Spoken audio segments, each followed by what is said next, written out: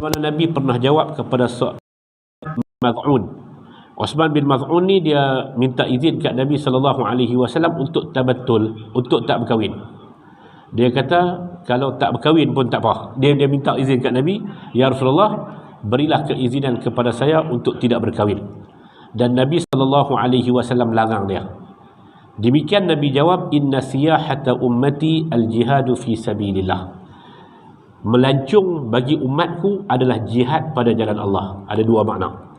Yang pertama, melancung, hakikat pelancongan tu adalah berjihad. Jihad pada jalan Allah tu, itu adalah pelancongan. Makna dia untuk umat ini kalau nak melancung, nak berjalan-jalan, maka berjalan-jalan bagi umat ini adalah melancung. Berjalan-jalan bagi umat ini adalah jihad fi sabilillah. Ataupun dengan makna yang sebaliknya, sebahagian daripada makna jihad fi sabilillah itu adalah berjalan-jalan di muka bumi ini. Wallahu ta'ala a'lam bissawab. Hadis yang kedua 1346, wa an Abdullah bin Amr bin As radhiyallahu anhuma 'anil Nabi sallallahu alaihi wasallam qala qaflatun ka ghazwatin. Hadis diriwayatkan oleh Abu Dawud dengan sanad yang baik. Nabi sallallahu alaihi wasallam sebut qaflatun ka ghazwatin. Qaflah maksud dia kembali, balik. Balik itu macam berperang. Maksud dia apa? Dia kata macam ni. Yang dimaksudkan di sini ialah qaflatun hil murrah min al-qaful wa huwa ar-ruju' min safar. Yani anna ajra al-ghazi fi sirafihi ka ajrihi fi dhihabihi lianna qafulahu irahatun lin-nafsi wa isti'dadan bil quwwati lil aduwi wa hifdhan li ahlihi bi ruju'ihi ilaihim. Yang dimaksudkan dengan qaflah adalah ghazwah. Maksud dia balik itu macam perang. Apa maksud dia? Maksud dia pahala ketika mana dia balik itu sama dengan pahala ketika mana dia berperang, apabila dia berperang itu kerana Allah Subhanahu wa taala. Kerana bila dia balik, memberi ruang kepada dia untuk irahatun nafsi, untuk merehatkan dirinya, dan juga untuk melakukan persiapan dengan kekuatan yang lebih bagi bertempur dengan musuh, dan juga untuk menjaga ahli keluarganya dengan dia kembali kepada mereka itu. Maka Nabi SAW sebut khaflatun ka ghazwatin. Balik itu pun macam dengan berperang. Pahalanya pahala sebagaimana orang berperang ba'da firaghihi minal ghazwi, setelah dia menyertai peperangan tersebut. Jadi hadis ni dari segi dari segi istifadah yang kita boleh ambil, hadis ni beritahu tentang sepanjang perjalanan pergi balik, pergi ketika duduk dalam peperangan sampai balik daripada peperangan, itu semua kajihadin fi sabilillah, itu semua adalah pahala jihad pada jalan Allah Subhanahu wa taala. Hadis yang ke-1347, tak jumpa? Bab jihad. Bab jihad ni bab yang ke-235. 234. Bab kelebihan jihad ni bab yang ke-234, bab yang paling panjang dalam kitab Riyadhus Shalihin.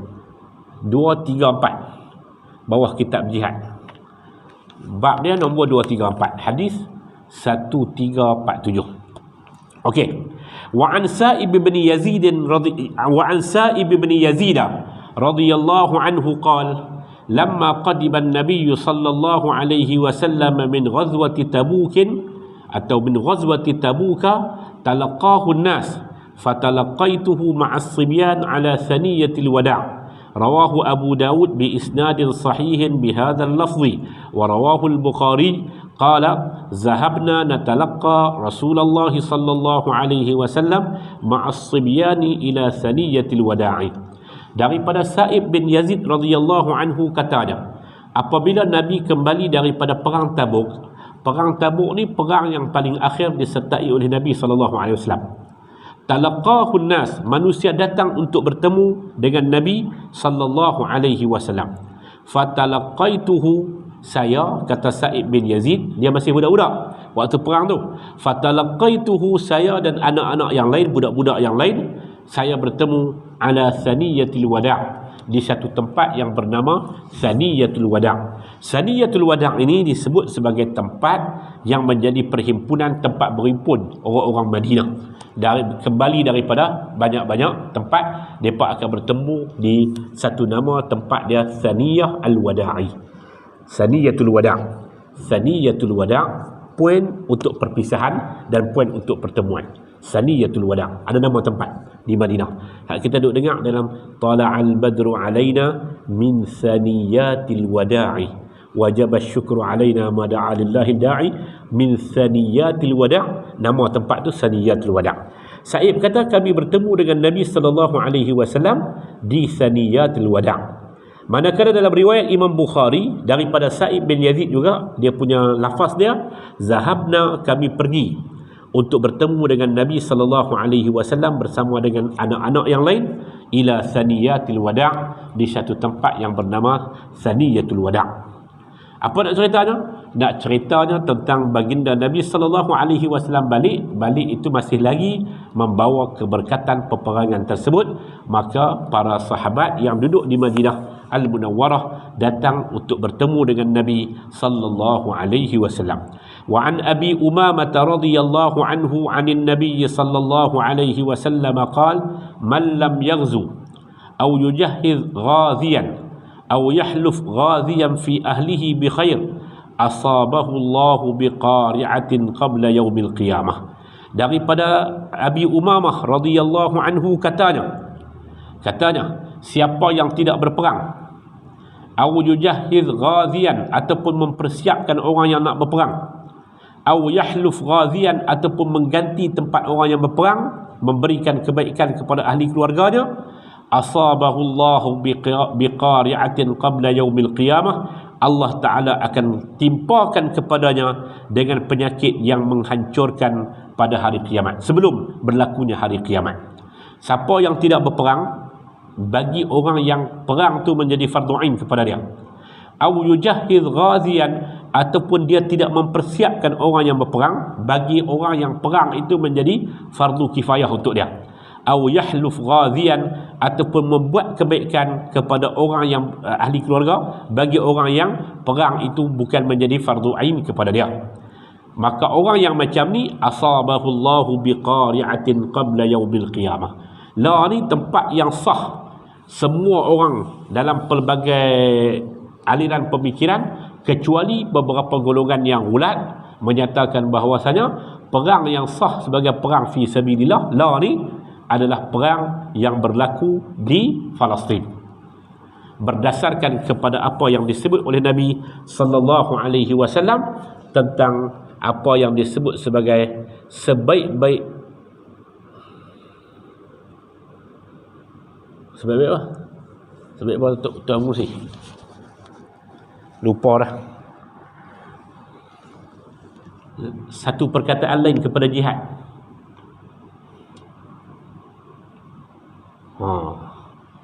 Tak lulus apa nama tauliah.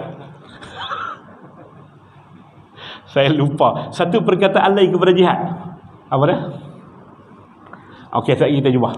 Nabi SAW ribat. Nabi SAW bersabda, khairur ribati ribatu Isqalan. Sebaik-baik ribat adalah ribat di bumi Isqalan. Bumi Isqalan di mana? Tuan-tuan rajin duk jumpa dalam hadis-hadis, tuan-tuan rajin duk dengar para pensyarah duk sebut perkataan Ibnu Hajar Al-Isqalani. Ibnu Hajar tu asal orang Isqalan. Isqalan tu duduk di mana? Lawa ni nama dia Asqalan. Dia duduk berhampiran dengan Khin Yunis. Khin Yunis tu belah Gaza yang tidak dijajah, ataupun Palestin yang tidak dijajah. Sebelah tu Asqalan tu duduk sebahagian besarnya dalam bumi yang dijajah oleh Israel. Nabi sebut tentang ribat ini adalah mempertahankan tanah sempadan, akan berlaku sampai hari kiamat, dan sebaik-baik ribat jihad adalah ribat di Isqalan. Dan satu lagi hadis Nabi SAW sebut tentang orang yang mempersiapkan api untuk Masjidil Aqsa, memastikan Masjid Al-Aqsa terus menyala. Ada orang terus imarah Masjid Al-Aqsa, maka itu disebut sebagai sebaik-baik jihad. Maka jihad yang law ni, contoh tanyalah mana-mana aliran sekalipun, kecuali beberapa kelompok, ada yang tak memperakui kata itu adalah jihad. Antaranya adalah orang-orang Hizbut Tahrir. Hizbut Tahrir ni kata di situ bukan jihad. Jihad yang paling, yang law ni terpakai, itu adalah di bumi Isqalan ataupun di kawasan Palestin seluruhannya. Sebab Nabi SAW sebut, Nabi SAW sebut, orang yang terus zahirina alal haq, Nabi SAW sebut, agama ini tidak akan hancur sehingga adanya la tazalu ta'ifatun min ummati, tetap akan ada di kalangan umatku satu kelompok yang zahirina alal haq, mereka menzahirkan kebenaran. Para sahabat bertanya, qila man hum ya Rasulullah, siapakah mereka itu ya Rasulullah? Nabi jawab, ashabu baitil maqdis wa aknafu baitil maqdis, orang yang berjuang di Baitul Maqdis dan aknafu Baitul Maqdis, kawasan sekitar Baitul Maqdis. Kawasan sekitar Baitul Maqdis itu dirujuk kepada bumi Palestin yang dijajah. Okey.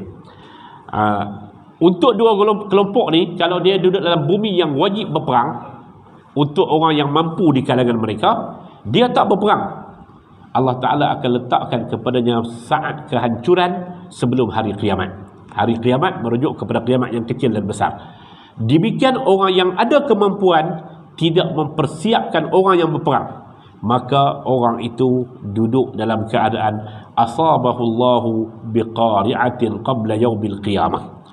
Wa an Anas radhiyallahu anhu, daripada Anas bin Malik radhiyallahu anhu katanya, Nabi sallallahu alaihi wasallam bersabda, jahidul musyrikina bi amwalikum wa anfusikum wa alsinatikum, rawahu Abu Dawud bi isnadin sahih. Berjihadlah menentang orang-orang musyrik dengan harta benda kamu, dengan diri-diri kamu, dan dengan lisan-lisan kamu. Kerana itulah para ulama membahagikan jihad. Ketika kita mula buka hadis dalam mula-mula bab jihad ni, bab jihad ni antara bab yang panjang dalam kitab Riyadhus Shalihin ni. Ketika kita mula-mula buka hadis, kita sebut di waktu tu jihad dengan qital, jihad dengan perang, dua benda yang berbeza. Nabi SAW sebut jahidu, maksud dia jihad tu dengan pelbagai makna. Dalam hadis ni Nabi sebut, jihadlah menentang orang-orang musyrik bi amwalikum, dengan harta benda kamu, wa anfusikum, dan diri-diri kamu, wa alsinatikum, dan dengan lisan-lisan kamu. Rawahu Abu Dawud bi isnadin sahihin, diriwayatkan oleh Abu Dawud dengan sanad yang baik. Jadi ada orang yang dengan lisan dia menyampaikan Islam, maka orang masuk Islam. Saya tahun 2017 saya balik dengan keluarga sampai dekat Peseneluk. Saya balik dengan keluarga ke Chiang Rai, lepas tu patah balik mai. Dalam patah balik mai tu, di Peseneluk ada satu orang main jumpa. Satu orang Siam lah, dia main jumpa pakai baju putih. Dia kata dia nak cari tentang agama yang boleh menenangkan dia. Agama yang boleh menenangkan dia. Lepas tu dia, bila dia duduk cari-cari, dia kata dia nampak macam agama yang boleh tu adalah agama Islam. Agama yang boleh tu adalah agama Islam. Saya tak apa nak boleh cakap, bukan tak apa, tak boleh cakap siap. Pagi bini saya cakap sikit. Lepas tu bagi nombor seorang ustaz, seorang pendakwah yang dia asal orang petani. Dia bahagikan diri dia untuk berdakwah di utara Thailand, dan kawan-kawan membiayai dia lah. Dia kerja dia adalah menyampaikan dakwah dengan kawan-kawan membiayai dia.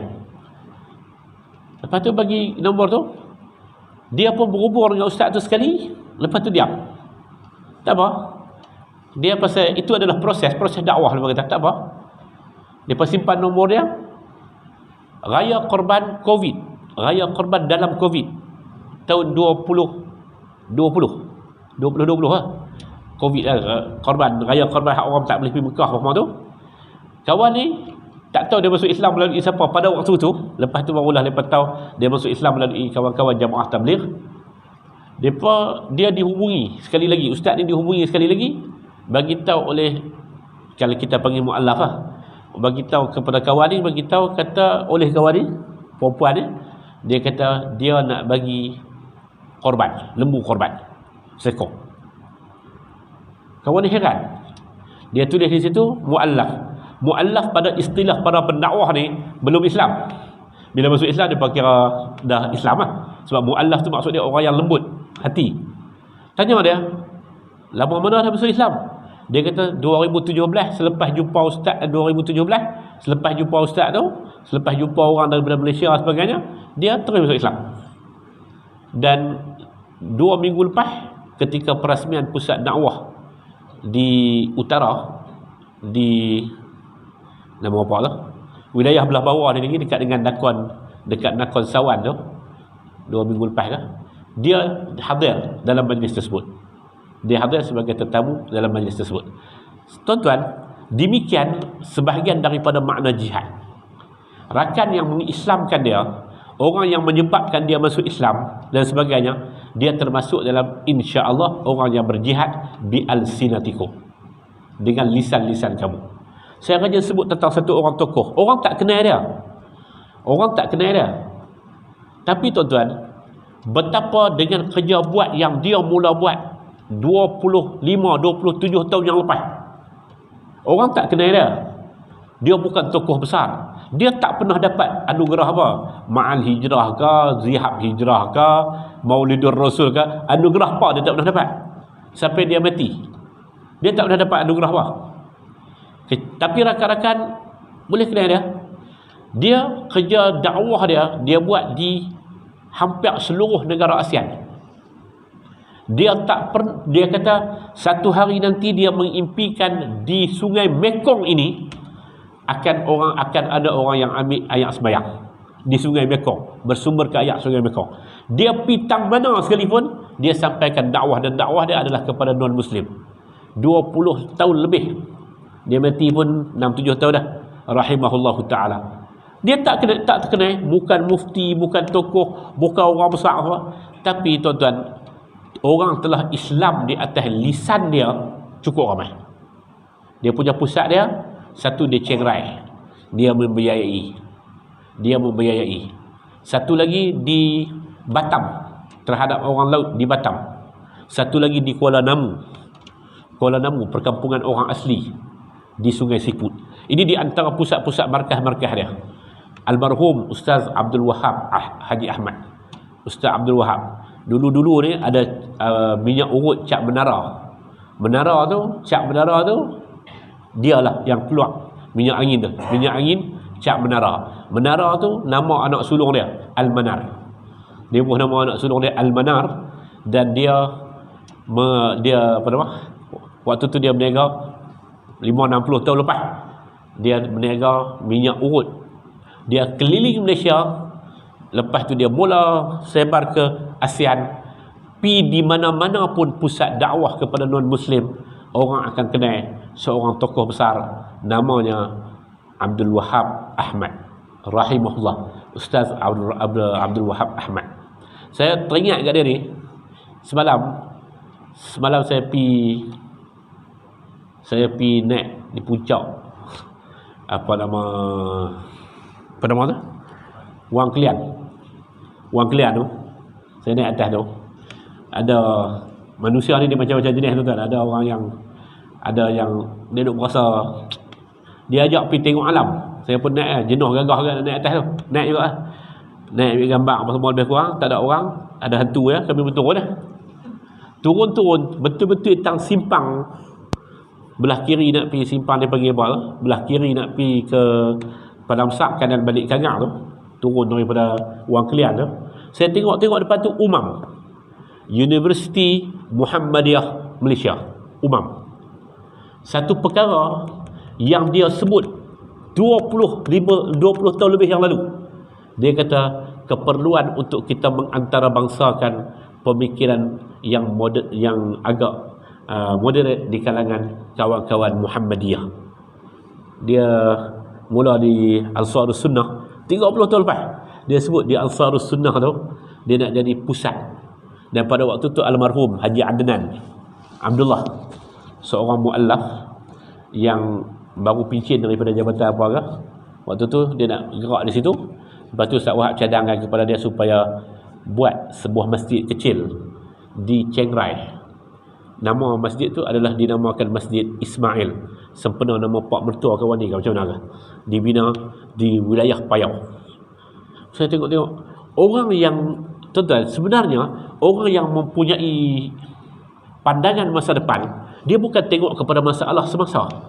Dia tak tahu sebagaimana kita tak tahu. Ashabul Kahfi, petang tadi duk tadabbur surah Al-Kahfi. Ashabul Kahfi tuan-tuan, ketika depa dikurung dalam gua tu, depa tak tahu macam mana jalan Allah Taala nak bantu depa. Tapi akhirnya Allah Taala bantu depa dengan cara Allah Taala tidurkan mereka 309 tahun. Tidur ni pun tuan-tuan, dia jadi tentera Allah. Dia mai bagi tidur 309 tahun. Depa tak sangka, siapa pun tak sangka, depa selamat daripada kezaliman Raja Dik Yunis. 309 tahun tidur. Orang-orang yang hebat ni, dia berfikir tentang masa depan dalam keadaan dia tak tahu pun. Tuan-tuan, 5-6, saya ingat dia mati tahun apa, 6-7 tahun lepas dia mati. Dan sebelum tu dia tidur atas hamparan selama 2 tahun. 2 tahun, setiap siapa yang pergi ziarah dia akan sebut, saya nak keluar dakwah, tapi tak percaya dah. Dia terlantar selepas dia jatuh di Kuala Namu. Gua di Kuala Namu kan, di Gua Musang lah, dalam ekspedisi dakwah kepada non-Muslim. Saya tengok Muhammadiyah, dia bercita-cita lama untuk ada Muhammadiyah International.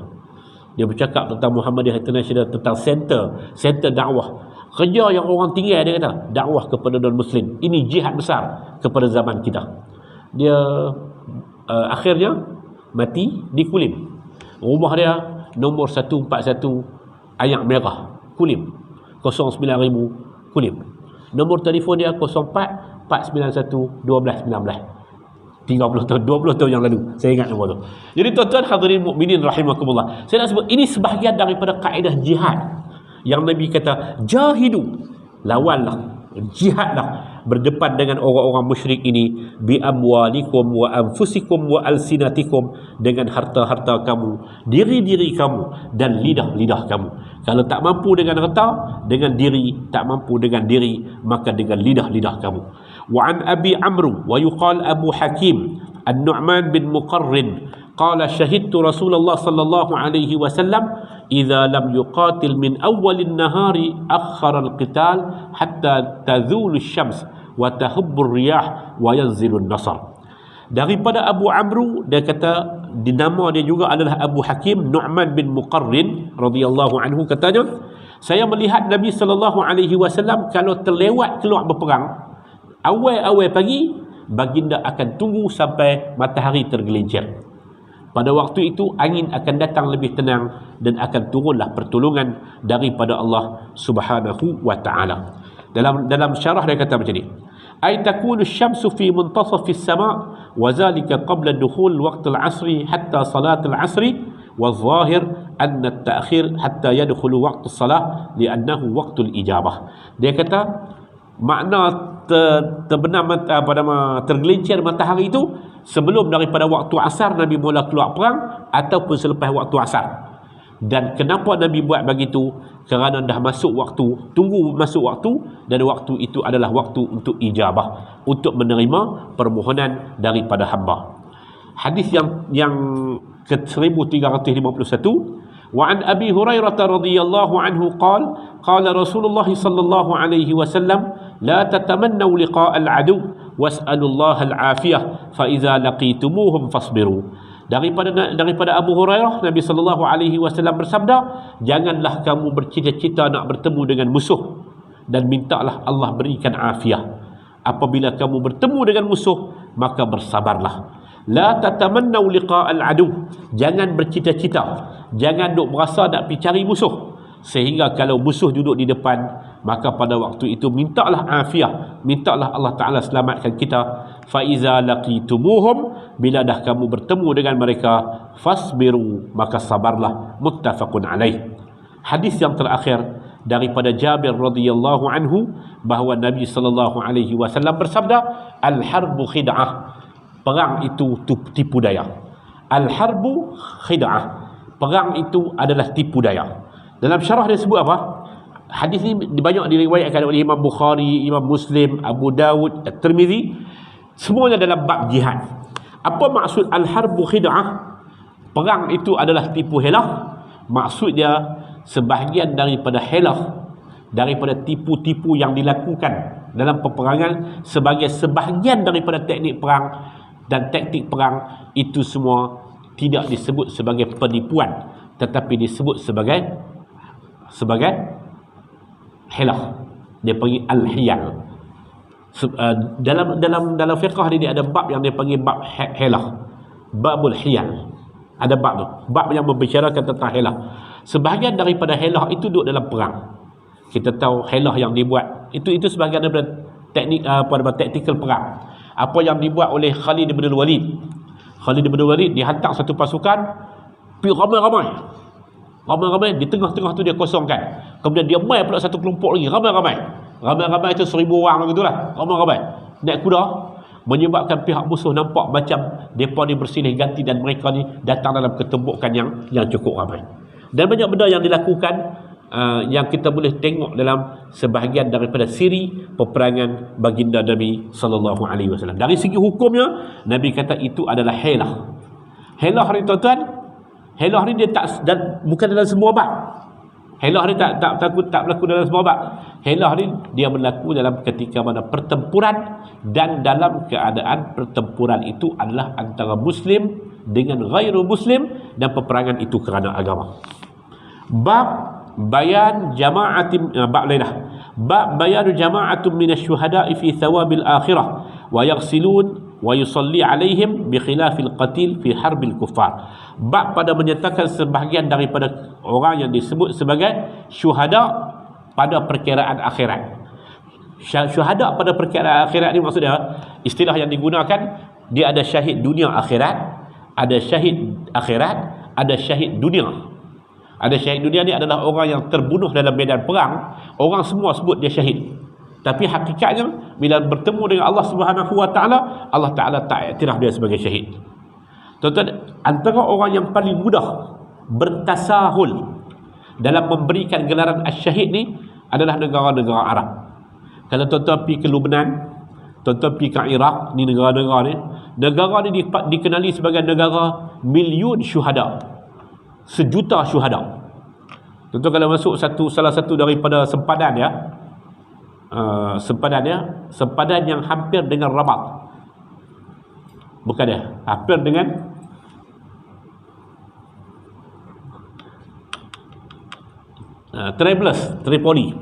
Tripoli Lebanon, bukan Tripoli Libya, Tripoli Lebanon. Kita nak masuk tu, dia akan buat 5 tugu tu penuh dengan nama syuhada. Syuhada asyahid sekian, asyahid sekian, asyahid sekian. Depa kira siapa yang terbunuh dalam perang, depa syahid. Depa syahid. Okey. Syahid dunia ni merujuk kepada orang yang pada perkiraan dunia orang nampak dia syahid. Ada yang disebut sebagai depa ni dapat ganjaran syahid di akhirat. Ada yang disebut kata syahid depa tu dunia pada pengakuan orang, akhirat depa juga adalah syahid, ataupun depa ni adalah qatil, orang yang terbunuh, dan mereka itu berada dalam harbul kufar, dalam peperangan menentang kufar. Okey. Dan juga dalam bab ini menyatakan bahawasanya orang yang terbunuh kerana dapat pahala syahid, bukan kerana syahid, mereka ini dimandikan, disembahyangkan ke atas mereka, tak sama dengan orang yang terbunuh dalam perang melawan kufar. Hadis ni, semua hadis-hadis dalam bab ini dia cerita tentang mereka ni syahid. Dia tak cerita tentang hukum tadi. Hukum tu disimpulkan oleh Imam An-Nawawi. Semua orang yang terbunuh kerana perkara-perkara ini, yang mati kerana perkara-perkara ini, mereka semua tu dianggap sebagai mati syahid akhirat, dan mereka tidak mereka tidak dihukum dengan hukum para syuhada. Mereka kena sembahyang ke atas mereka, kena dikafankan, kena dimandi dan sebagainya. Okey. Wa an Abi Hurairah radhiyallahu anhu qala Rasulullah sallallahu alaihi wasallam asy-syuhada'u khamsatun al-mat'un wal mabtun wal ghariq wa sahibul hadmi wasyahidu fi sabilillah, muttafaqun alaih. Hadis yang kedua dengan makna yang lebih kurang sama, saya baca sekaligus. Qala Rasulullah sallallahu alaihi wasallam, ma ta'udduna syuhada'a fikum, siapakah yang kamu kira mereka itu syahid di kalangan kamu? Para sahabat menjawab, ya Rasulullah, man qutila fi sabilillahi fahuwa syahid. Dia kata, siapa yang terbunuh pada jalan Allah, maka dia mati syahid. Nabi kata, inna syuhada'a ummati idzal laqalil. Kalau hampa kira macam tu, maka syuhada di kalangan umatku terlalu sedikit. Qalu, mereka bertanya, faman hum ya Rasulullah? Kalau demikian, siapakah yang lain itu wahai Rasulullah? Nabi kata, wa man qutila fi sabilillahi fahuwa syahid. Siapa yang terbunuh pada jalan Allah, maka dia mati syahid. Wa man mata fi sabilillahi fahuwa syahid. Siapa yang mati, tadi dia terbunuh, makna dia dibunuh lah, sama ada ditembak ke, ditikam ke, dibedir ke, apa ke, dia mati, maka dia ni mati syahid. Hak ni syahid dunia akhirat mudah-mudahan. Dia ni orang yang dihukum dengan hukum syahid. Wa man mata fi sabilillah, siapa yang mati pada jalan Allah, mati pada jalan Allah, maka dia syahid. Tapi dia tidak dihukum dengan hukum tak sembahyang, tak kafan, tak mandi. Tak. Siapa dia? Contoh dia, orang yang mati ketika mana menuntut ilmu.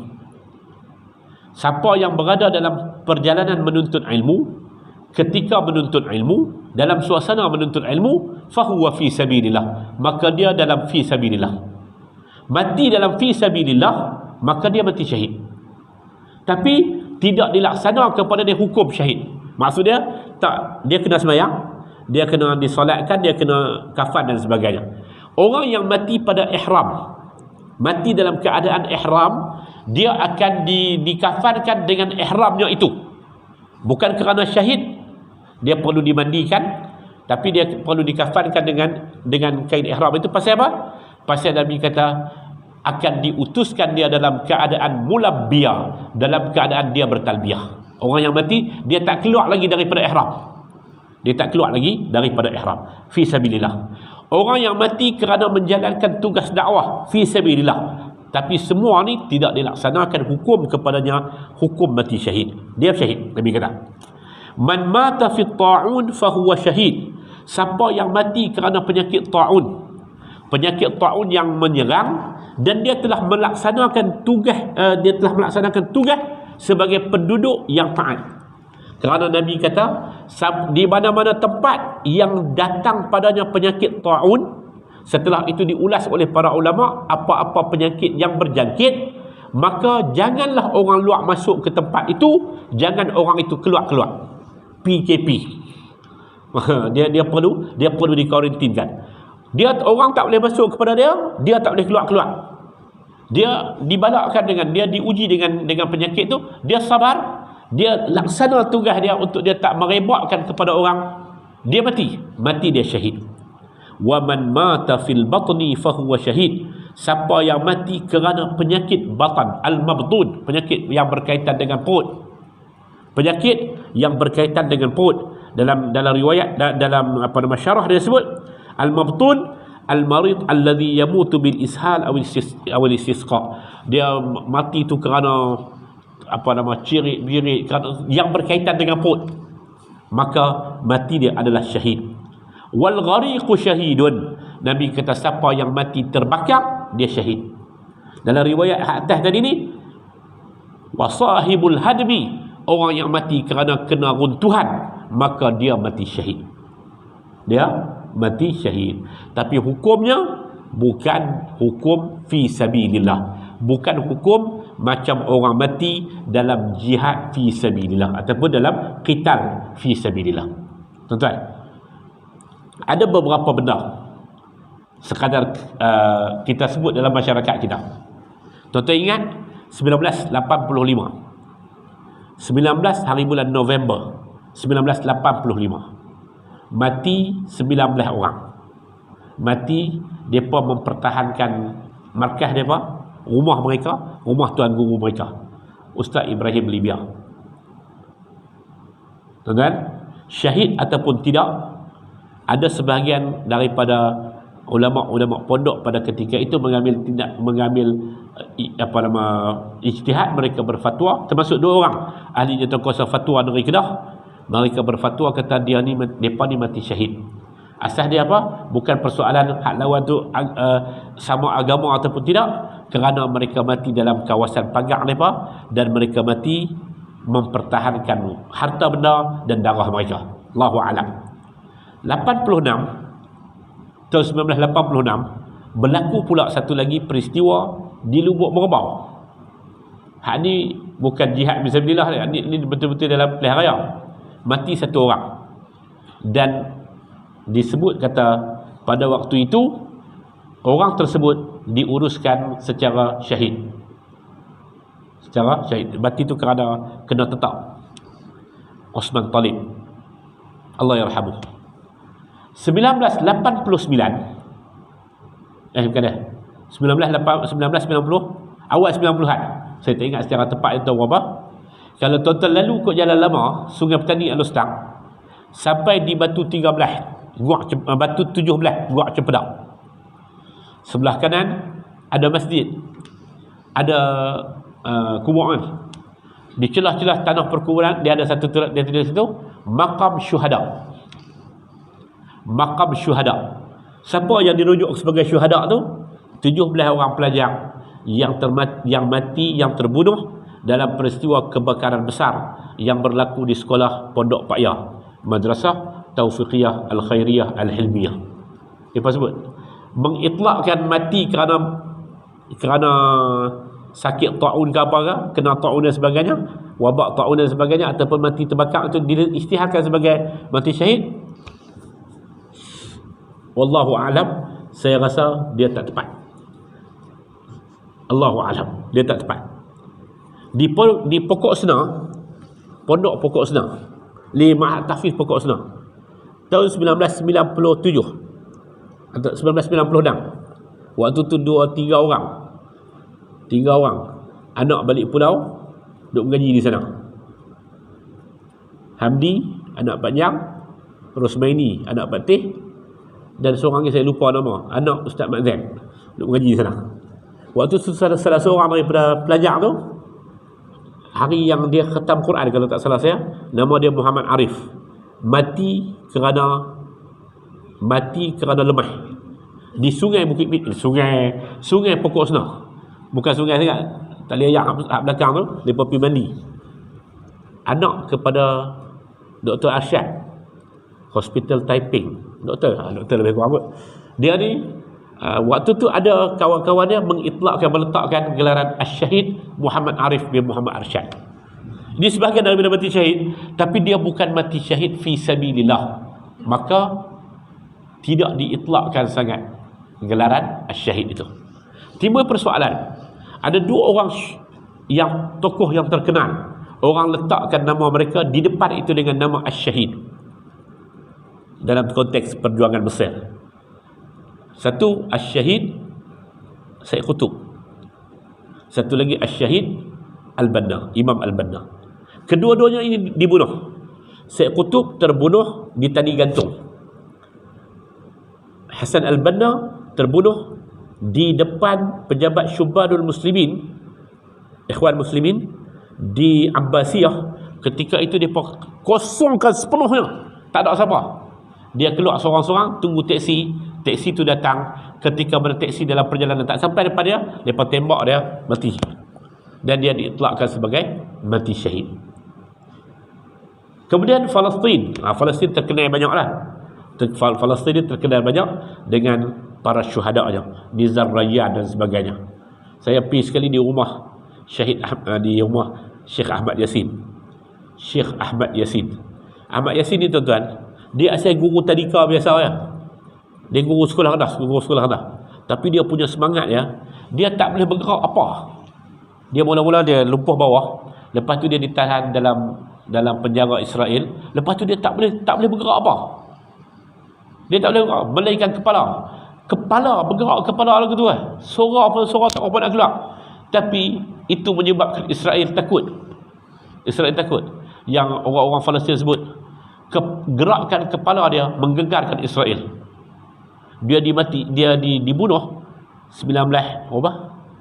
Dalam peristiwa lepas sembahyang subuh. Lepas sembahyang subuh, musim sejuk, dia puasa keluar tuan-tuan, dengan seorang pembantu dia tolak dengan kereta, dia tak boleh bergerak. Dia pergi sembahyang di Masjid Jam'iyah Islamiyah. Lepas tu patah balik rumah dia.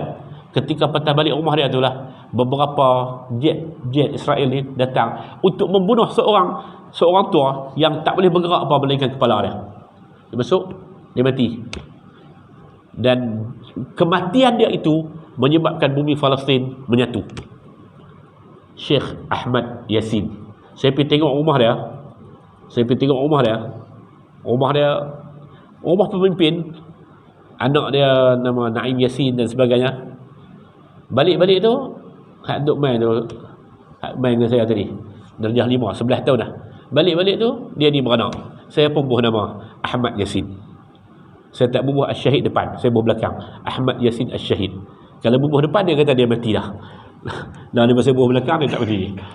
Syekh Ahmad Yasin ini di antara orang-orang yang ditlakkan syahid. Sebab saya nak sebut kat tuan-tuan, perkataan kalau nak dikata mudah-mudahan dia syahid di sisi Allah, dan kita nak gelarkan dia dengan syahid, itu bagi orang yang syahid fi sabilillah.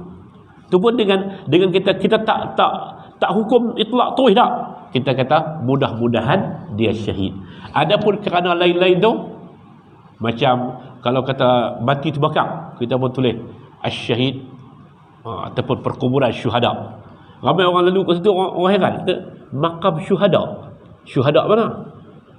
Dia bertanya, kita jawab itu adalah sebahagian daripada syuhada ataupun anak-anak yang mati kerana terbakar di madrasah Pondok Pak Ya Junaid rahimahullahu taala.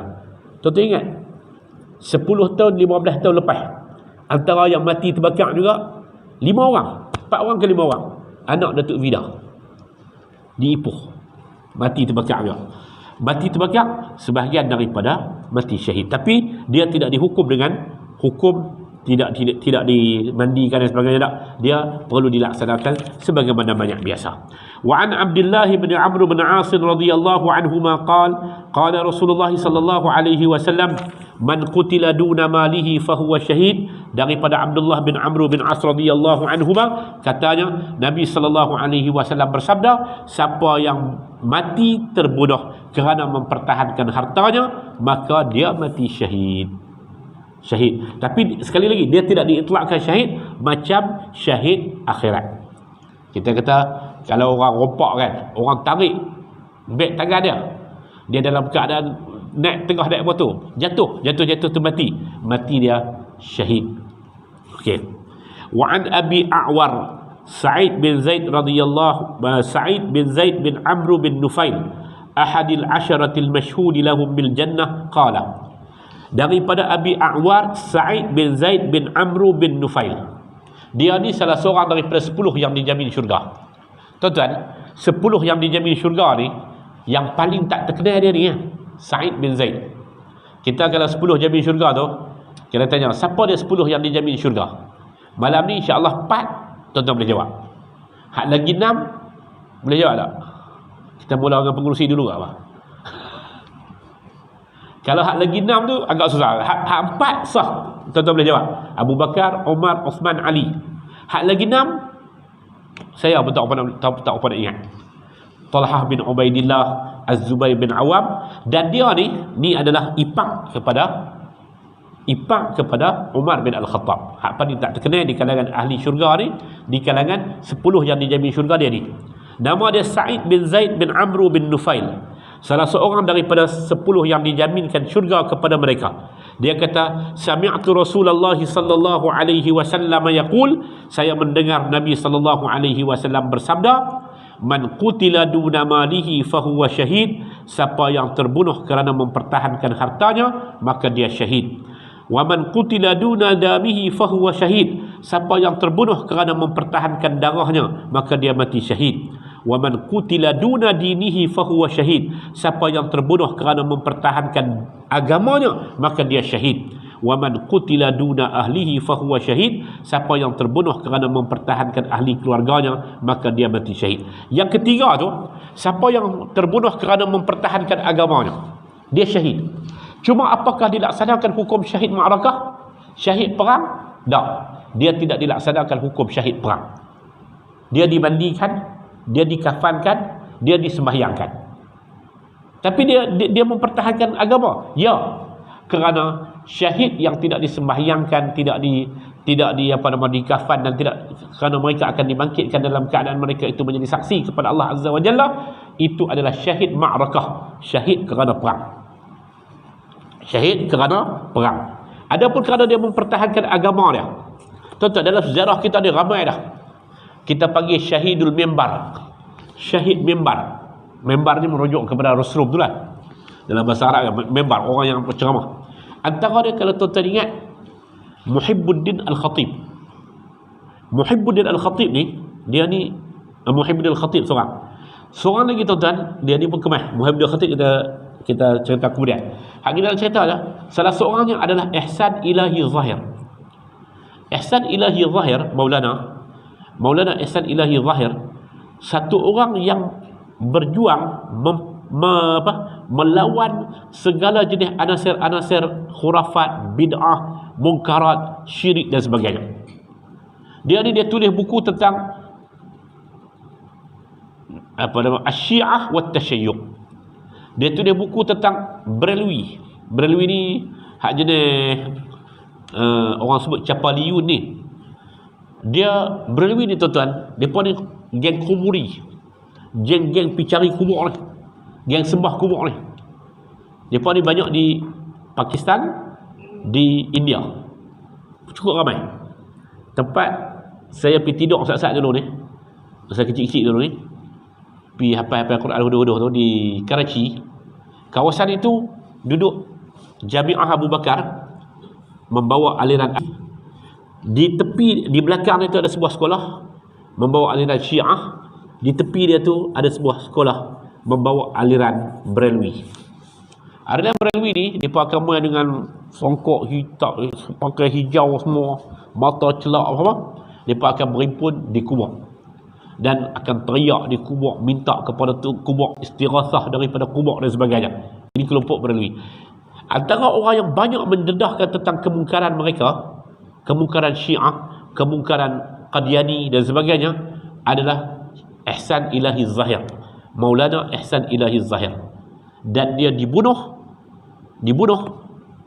dalam satu program, ditembak dalam satu program.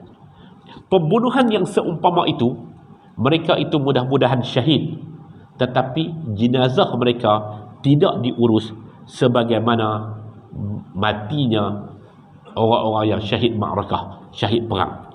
Hadis yang terakhir untuk malam ni, wa an Abi Hurairah radhiyallahu anhu qala jaa rajulun ila Rasulillah sallallahu alaihi wasallam faqala ya Rasulullah ara'aita anna in jaa rajulun yuridu akhdha mali qala fala tu'tihi malak qala ara'aita in qatalani qala qatilhu qala ara'aita in qatalani qala fa anta syahid qala ara'aita in qataltuhu qala huwa finnar, rawahu Muslim. Daripada Abu Hurairah radhiyallahu anhu katanya, seorang lelaki mai jumpa dengan Nabi. Dia kata, ya Rasulullah, tuan nak kata apa kalau ada orang mai nak curi harta saya? Tuan nak kata apa? Nabi kata, fala tu'tihi malak, jangan duk bagi harta kamu. Dia kata, ara'aita in qatalani, kalau dia cuba nak bunuh saya? Nabi kata, qatilhu, balas balik. Mana dia? Lawan dengan dia. Qala ara'aita in qatalani, dia kata, ya Rasulullah, kalau dia bunuh saya macam mana saya? Nabi kata, fa anta syahid, kamu duduk kedudukan sebagai syahid. Qala ara'aita in qataltuhu, kalau saya bunuh dia pula macam mana? Nabi kata, huwa finnar, dia di dalam neraka. Hadis riwayat Imam Muslim, dan dalam lafaz yang lebih kurang sama diriwayatkan oleh Imam Ahmad. Qauluhu yuridu akhdha mali ay salbuhu minni utuwah, dia bertindak secara kasar untuk mengambil harta. Dia tanya kat Nabi, kalau itu berlaku saya nak buat apa? Nabi kata, jangan bagi. Kalau dia cuba nak bunuh saya, lawan. Kalau dia bunuh saya, kamu syahid, Nabi kata. Kalau saya bunuh dia, Nabi kata huwa finnar, dia di dalam neraka. Kalau terbunuh seumpama ini juga, dia mudah-mudahan syahid, tapi tidak dilaksanakan hukum syahid ma'rakah kepada dia. Wallahu ta'ala a'lam bis-shawab wa bil murad. Jadi itulah hadis-hadis. Habis bab jihad. Lepas tu kita akan masuk bab membebaskan hamba, bab kelebihan melakukan kebaikan kepada hamba, bab kelebihan hamba yang menunaikan hak Allah, bab dia mula main bab yang orang amat suka lah ni, sampai buat seminar mata-mata bab fadlul ibadah fil harji, bab kelebihan beribadah dalam zaman fitnah dan zaman berlakunya kacau bilau, wal fitan, dan ciri zaman fitnah itu bagaimana. Lepas ni dia main bab zaman fitnah, sampai lepas buat seminar zaman fitnah. Salah satu daripada zaman fitnah ni al-akhzul ilmi bil yutubi wala bin kutubi. Ada seorang sarjana sebut, dia kata di antara ciri-ciri zaman fitnah al-akhzul ilmi min yutubi wala min kutubi, mengambil ilmu daripada YouTube, bukan daripada kutub, bukan daripada kitab. Itu di antara ciri-ciri zaman fitnah. Tuan-tuan, lah ni tuan-tuan, mudah-mudah sangat fatwa ni tuan-tuan keluar cukup mudah. Lahirnya ramai-ramai istilah yang Nabi guna itu al-asagir, orang-orang yang kecil-kecil, budak-budak muda, yang Nabi kata tentang lukak bin lukak, orang lekeh, ya, orang yang ruai bidah, orang yang tak ada ilmu, tapi bercakap tentang urusan orang ramai. Tuan-tuan, kalau tuan-tuan duduk dalam dunia TikTok lah ni, tuan-tuan nak takut. Sebut nama kitab tak betul, sebut nama istilah tak betul, boh serban sikit apa semua, ada satu tagline apa-apa ke, ajak, dia dianggap sebagai ustaz. Orang tanya macam-macam soalan kepada dia, maka dia pun bagi fatwa. Fa'aftau bi ghairi ilmin fadallu wa adallu. Nabi kata mereka akan berfatwa tanpa ilmu, maka mereka akan sesat, dan juga orang yang bertanya juga akan sesat. Al-akhzul ilmu itu diambil daripada tempat yang tak setepatnya. Dia kata akhzul ilmi bil yutubi la bil kutubi. Dia ambil daripada YouTube, bukan daripada kitab. Bila tak berujuk kepada asal, orang yang tidak ada ilmu asas, ilmu agama, ataupun kita panggil tak tahu hak jenis usul-usul ni, usul fiqh, hak asas pun tak tahu, usul tafsir pun tak tahu, usul hadis pun tak tahu, tiba-tiba dia fatwa ikut suka. Ni budak-budak itu kan. Bukan masalah budak dan mudanya, tapi masalahnya adalah bagaimana ilmu itu dipermudah-mudahkan. Nabi suruh kita mudahkan, tapi Nabi tak bagi kita mempermudah-mudahkan. Di antara benda yang akan disebut dalam zaman fitnah tu adalah zaman bagaimana ilmu itu dipindah dengan cara ta'wilul jahilin, intihalul mubtilin dan sebagainya, dan tahriful ghalin, digunakan peluang oleh golongan ekstremis agama. Ada golongan yang mudah-mudahkan agama, ada golongan yang pakai agak-agakkan. Sedangkan Nabi kita Muhammad sallallahu alaihi wasallam, dia memerhatikan kepada latar belakang orang yang bertanya, suasana orang yang bertanya dan sebagainya. Tapi ada yang tak ada ilmu, dia pun pakai fatwa ikut suka mereka saja. Akhirnya mereka kata ini saya rasa mungkin perasaan dia betul dan sebagainya. Itu semua sebenarnya Nabi SAW sebut, siapa yang kata tentang ilmu tanpa asas, dia tak ada asal apa pun, dia kata tentang ilmu, dia berfatwa, fatwa tu didapati betul, faqad akhta'a, dia tetap salah. Kan? Man fassara al-Quran bi ra'yihi fa asaba faqad akhta'a. Siapa yang tafsir Al-Quranul Karim mengikut kepala otak dia tanpa ilmu, tiba-tiba betul hak dia tafsir tu betul, fa akhta'a, sebenarnya dia tetap melakukan kesalahan. Kesalahan dia adalah kerana dia tidak ada asas untuk berfatwa. Kita sebut, kalau sekadar nak jadi wa'if, penasihat, sekadar nak bagi nasihat, silakan. Tapi bila sampai masuk ke dalam daerah fatwa, dia kata saya tak bersetuju dengan pandangan Al-Qardawi tak bersetuju dengan ulama-ulama yang lain. Ulama-ulama yang lain tu siapa? Ulama-ulama yang lain dia maksudkan mungkin dia budak. Buku Qardawi sebuah pun tak pernah baca pun. Dia tak pernah tahu pun asas fatwa Qardawi ikut mana. Buat keluar fatwa.